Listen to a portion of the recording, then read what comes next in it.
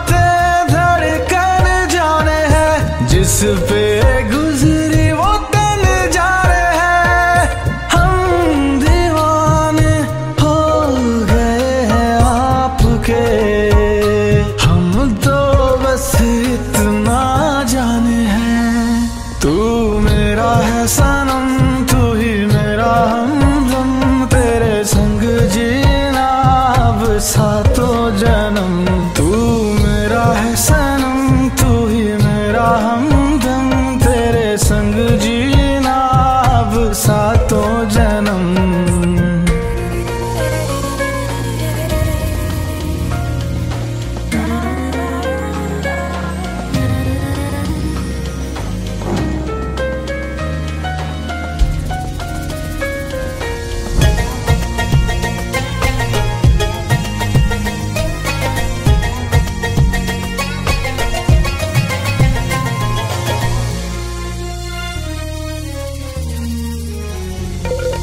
नज़रें ये आपकी करने लगी होशियारियां, कहीं कर देना ये और तसद्दुक़ जिब्रील पर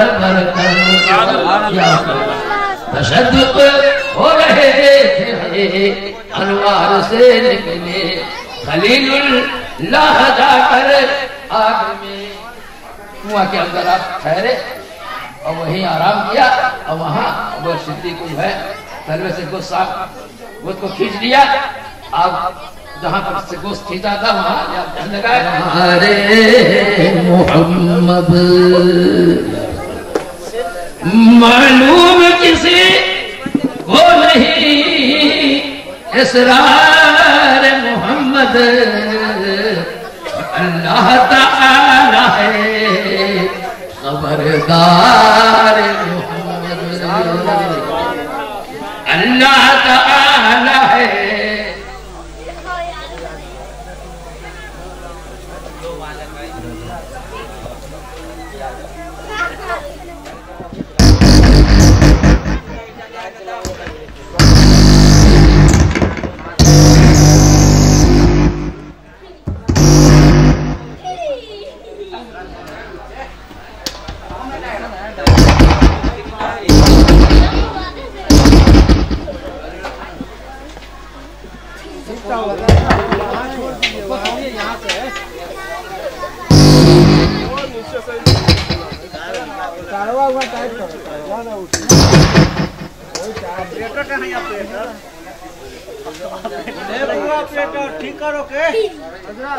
हसरत कहे आँखों की, हसरत कहे आँखों की, और दिल कहे मस्ताना दीवानों की आओ को क्या थी कि है तरीपा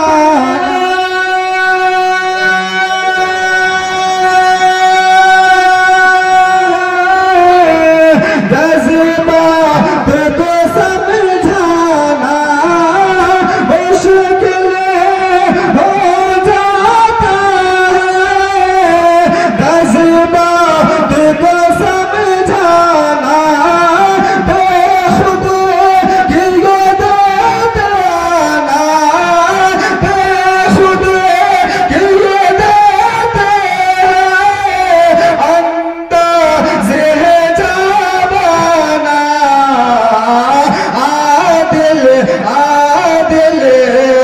तुझे रख लो, आदिल में तुझे रख लो, ऐ जलवा जाना आदिल में तुझे रख लो, आदिल में तुझे रख लो, ऐ जलवा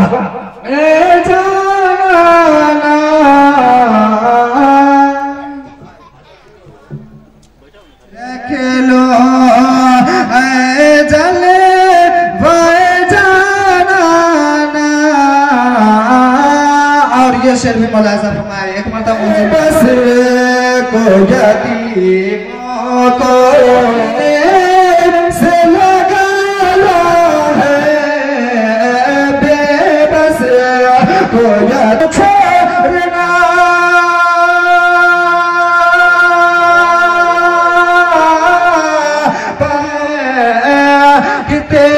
सर पे बलाओं का तूफान है, तूफान है, तेरे सर पे बलाओं का तूफान है। रोज कुरान के घर में तिलावत करो, रोज कुरान के घर में तिलावत करो, भाग जाएगी आफत कभी ना कभी। रोज कुरान के घर में तिलावत करो, भाग जाएगी आफत कभी ना कभी। या नबी का वजीफा करो, रंग लाएगी उल्फत कभी ना कभी। डबल लगा दो, हो जाएगा।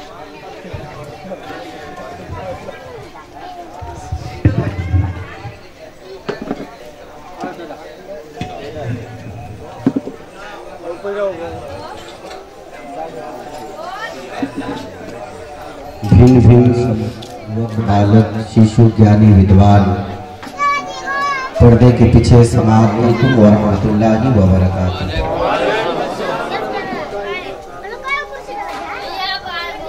अल्हम्दुलिल्लाहिल्लज़ी शर्रफना व कररमना अला साइरिल मखलूकात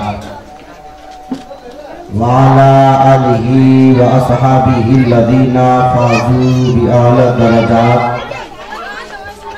फिल हयाती बादल ममात अम्मा बाद। फ़अऊज़ु बिल्लाहि मिनश शैतानिर रजीम, बिस्मिल्लाहिर रहमानिर रहीम।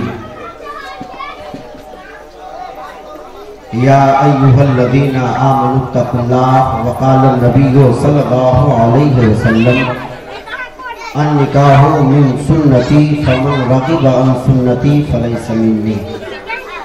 आमन्तु बिल्लाहि सदक़ल्लाहु अज़ीम व सदक़ रसूलुहुल दीन व शाकिरीन वल्हम्दुलिल्लाहि रब्बिल आलमीन। इस महफिल पाक को मुनक्किद किया है, दुआ करें अल्लाह इस महफिल पाक को कबूल फरमाए और कल जो निकाह खानी है अल्लाह उस निकाह को पाए। उर्ब शिक्यारतम बलवम श्वानम लम नघियम बशपनम स्वरूपम।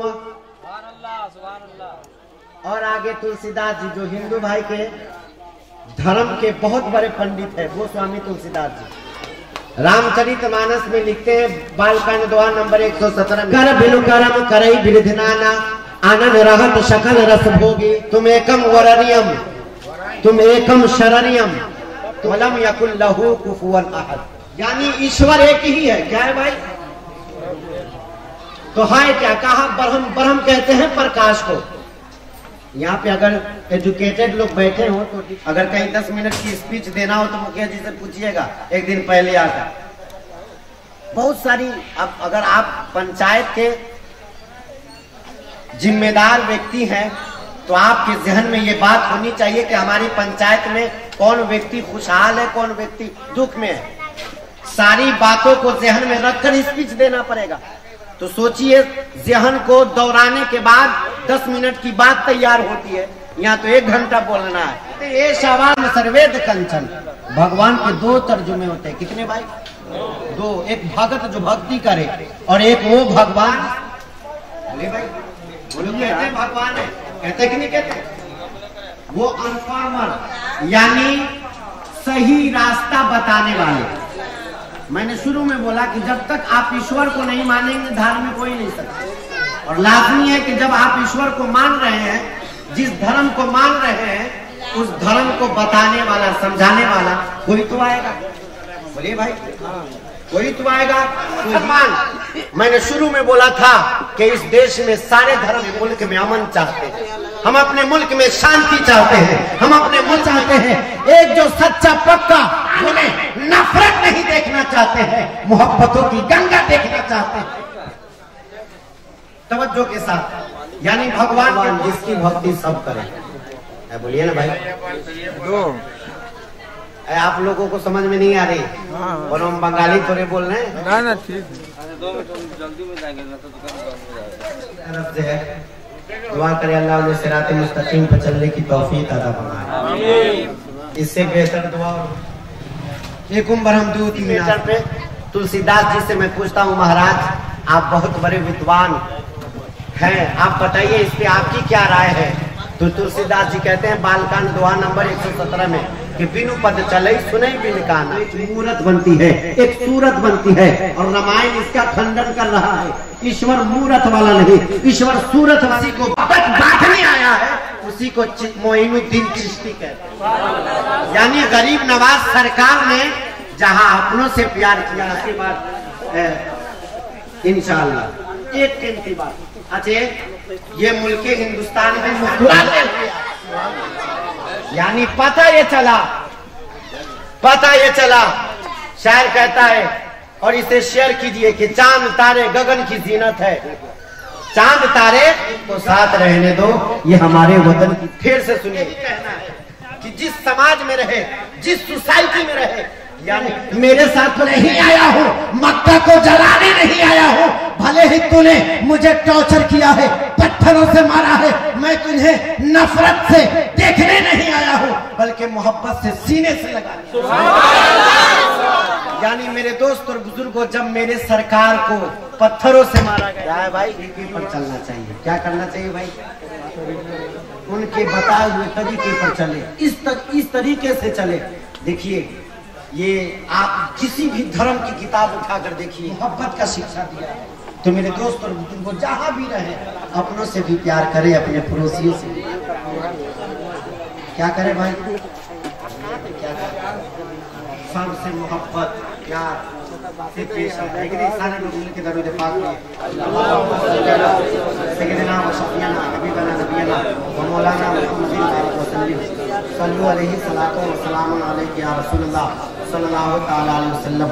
एक बार और दरूद पाक में अल्लाहुम्मा सल्ली अला सय्यदना व शफीना हबीबना नबीना व मौलाना मुहम्मद दीदार हो के संसार चमके, घर बार मंग के संसार चमके, है फजल परवर दिगार हो, घर बार मंग के संसार चमके, घर बार मंग के संसार चमके, है फजल परवर दिगार हो, शादी मुबारक वसीम बाबू सुन्नते सरकार हो, शादी मुबारक वसीम बाबू। अच्छा आप लोग बुरा नहीं मानिएगा, सेहरा जैसे पढ़ते वैसे ही है।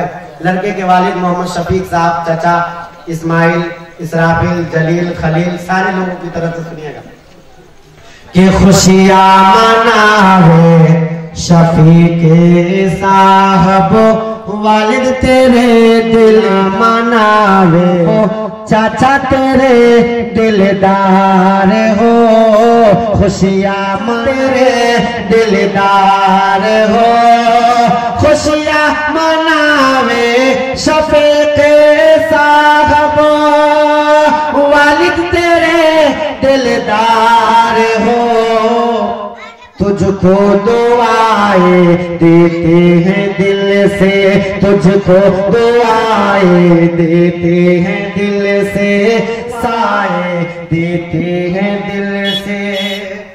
अजय भाई लोगों का नाम लेके छोड़ दे।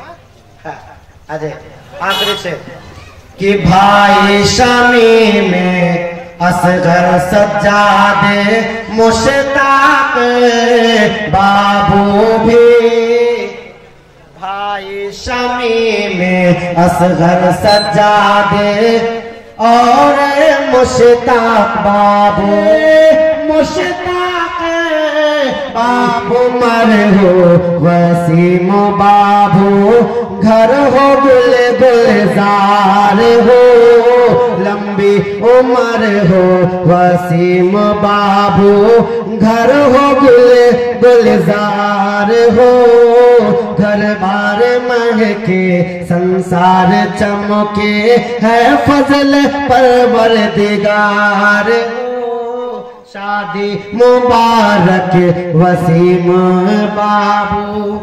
और आखिरी शेर बहनोई की तरफ से, उसे छोड़ पूरा नहीं मानिएगा। ना ना। अच्छा एक बात बताइए, दुनिया में सबसे ज्यादा कम तनख्वाह किसकी है मालूम है? हाँ मौलाना, जो धर्म की बात बताता है। बोले भाई गलत कह रहे हैं। कुत्ता बिल्ली पर, जो कुत्ता बिल्ली चूहा पढ़ाता है उसकी भी सैलरी अच्छी है, जो कचरा साफ करता है उसकी भी सैलरी अच्छी है। इसके माने बुरा नहीं माने। आखिरी शेर है। दिन सलामत दिल और नजामा सलामत साहब भी अहबाब सारे झूमे खुशी से, अहबाब सारे कार हो, अहबाब सारे झूमे खुशी से, है शुक्र परवर के नौसा बनेंगे कल वसीम हमारे, है सफी मोहम्मद साहब के दुआरे, जलील अहमद साहब के दुआरे, खलील अहमद साहब के दुआरे, इस्लाम साहब के दुआरे, के नौसा बनेंगे कल भतीजा हमारे, भतीजा हमारे, बजट साहब खलील अहमद साहब के दुआरे, इस्लाम साहब के दुआरे, के नौसा बनेंगे कल भतीजा हमारे। लिखने वाला क्या खुशबू और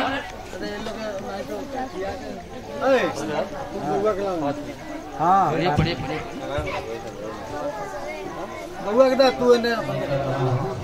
इससे कबल दर्द पाक अल्लाह सल्ली अला सय्यदना व शफीना व नबियना मौलाना मुहम्मद बारिक वसल्लम, सलातो व सलाम अलैका या रसूलल्लाह सल्लल्लाहु अलैहि वसल्लम।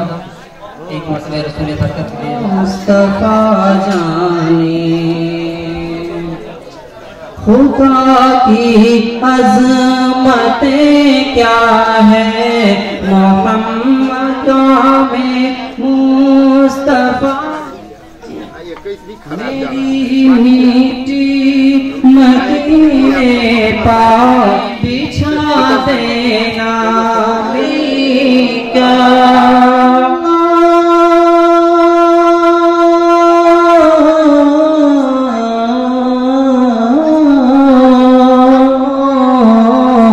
के ताजे के राजे वाले अर्श से वाले के लाज सलाम अलैका सैयदा हबीबी या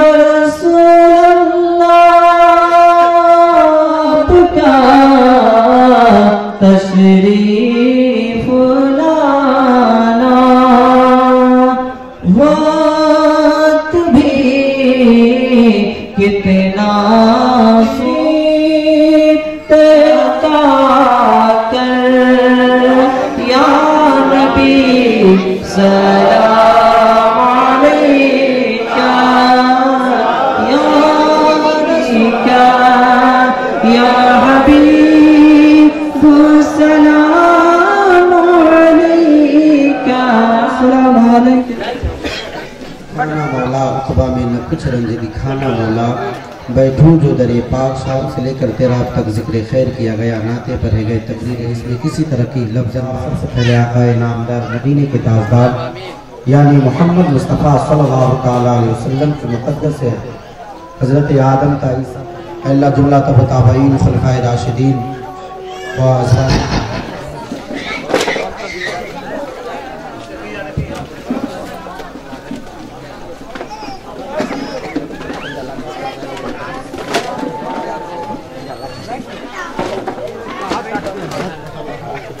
नीचे उठा के बांटे ही नहीं है।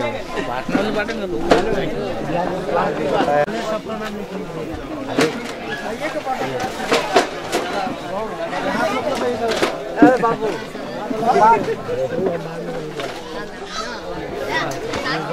आराम से बात हो रहा है। जल्दी बात हाथ चलाओ, मुंह मत दे।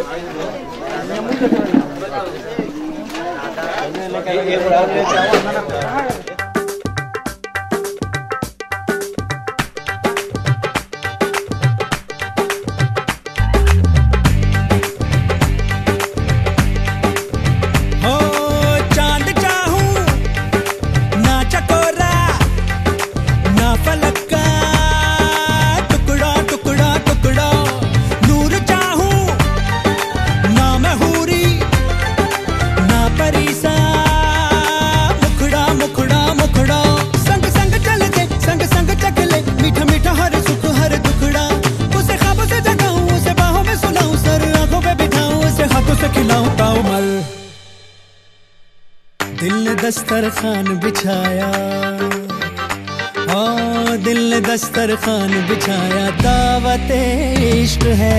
दिल ने दस्तरखान बिछाया, दावत इश्क है कबूल तो आजा जाना, दावत इश्क है कबूल तो आजा जाना, दावत इश्क है, इश्क है। दिल ने दस्तरखान बिछाया, हाँ दिल ने दस्तरखान बिछाया।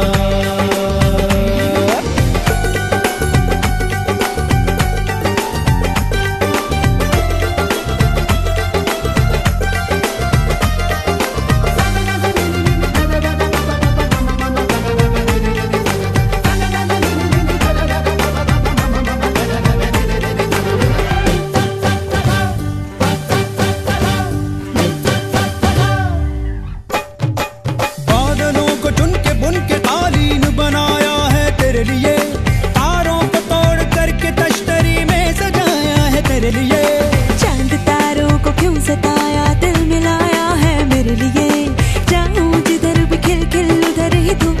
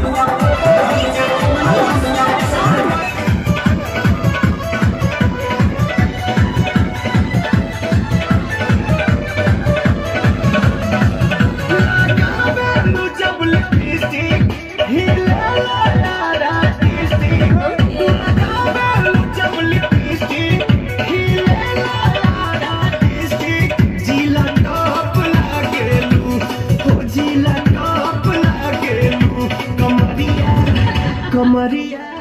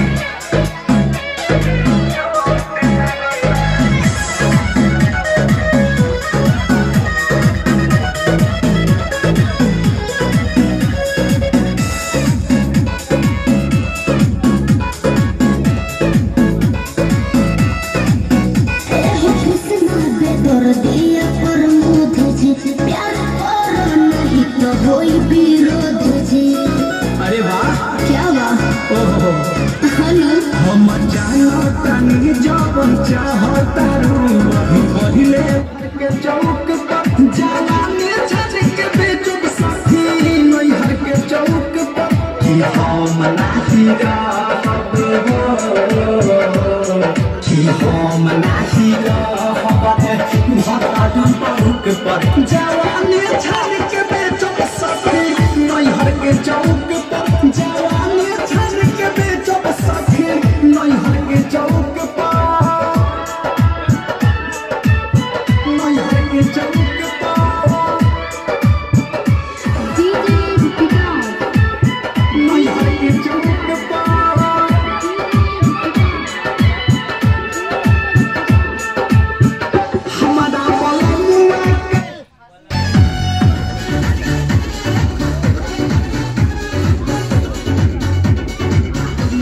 बाजे रे पमाइया लोरे बिगाड़े झरपाइया देरी देरी बाजे रे पमाइया लोरे बिगाड़े झरपाइया ये रात भर मचा मचा पीना ओला गिराए पीना सुने न पिया ओला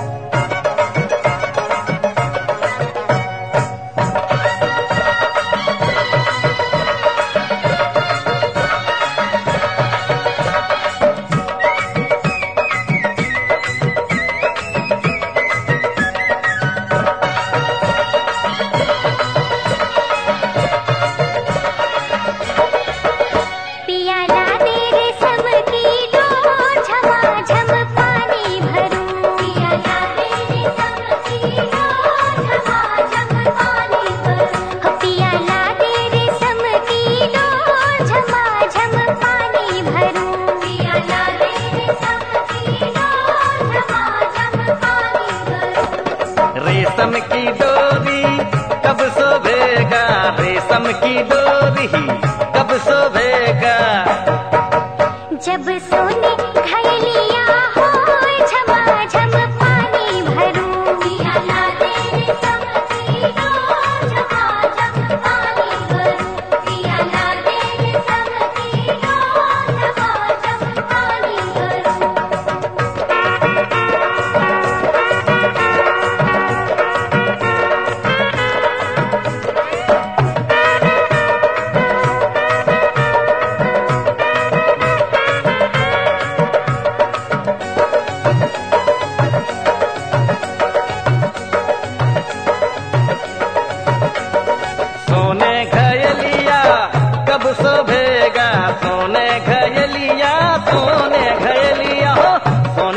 के लिया कब शोभेगा।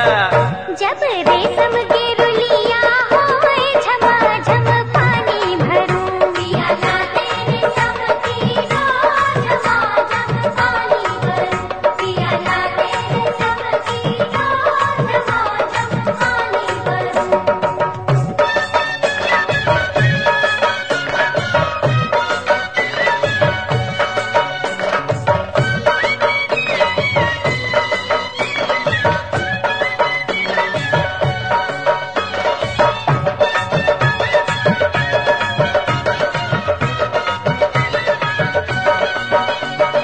रेशम के रुलिया कब शोभेगा, रेशम के रुलिया, रेशम के रुलिया, रेशम के रुलिया कब शोभेगा। जब